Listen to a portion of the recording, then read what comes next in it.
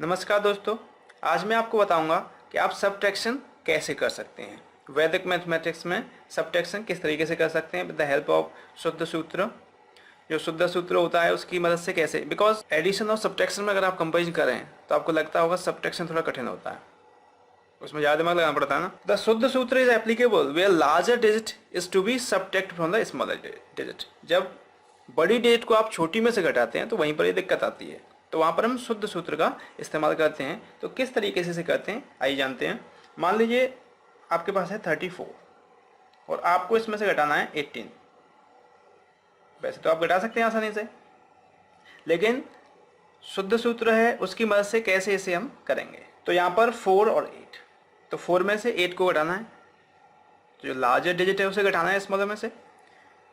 तो इस केस में क्या करना होगा, हमें शुद्ध करना होगा, ठीक है ना। तो एक डॉट हम लगाते हैं, तो यहाँ पर 8 को बेसिकली मैं शुद्ध करना चाह रहा हूँ, तो डॉट में लगाऊंगा इधर, ठीक है ना। 8 के इधर लगाता हूँ जिससे समझ में आए कि हाँ 1 पर चली गई। ये डॉट एक तरीके से बेसिकली ये 8 की डॉट है, ठीक है ना। 8 को शुद्ध किया है, तो इसे शुद्ध करने के बाद अब इसका जो पूरक है उसे हम देखेंगे कि ये इसे 8 को 10 बनाने के लिए कितनी रिक्वायरमेंट है। ये 10 से कितना कम है, तो कितना कम है, 2 कम है ये, और उस 2 को इसमें ऐड कर देना है, because addition is simple as compare to subtraction. तो 4 + 2 कितना हो जाएगा, 6। क्लियर है। अब ये 1 और एक डॉट इस पे जो है वो हो गया 2, तो 3 में से अब 2 को आपको सबट्रैक्ट कर देना है, दैट इज 1। 16 आ गया।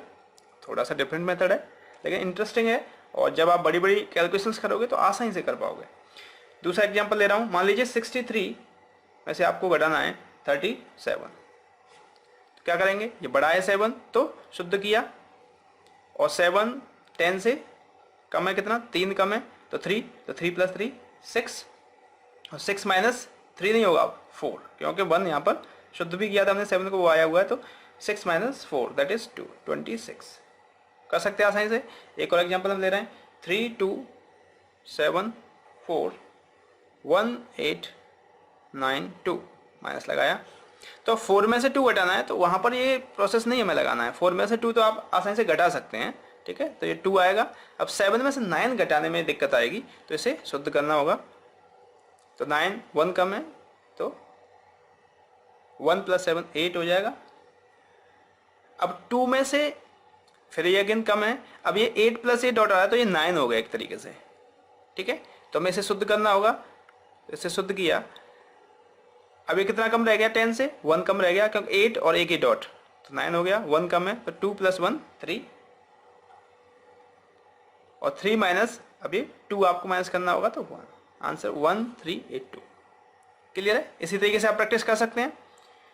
इसका वैदिक चेक इसका भी होता है, इसे भी आप चेक कर सकते हैं कि जो आंसर आया है वो गलत है या सही है। तो इसमें जो 3274 है उसे ऐड किया पहले, 3 + 2 + 7 + 4, तो 1 डिजिट में इसका निकालना है।